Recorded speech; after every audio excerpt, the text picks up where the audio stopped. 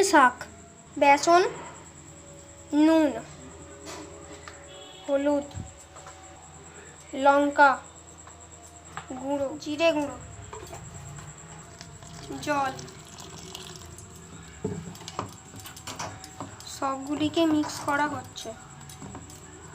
শাক দেওয়া হলো, আবার সবগুলিকে মিক্স করা হচ্ছে। হিংচে এবং বেসন মাখা হয়ে যাওয়ার পর কড়াতে দেওয়া হচ্ছে সাদা তেল।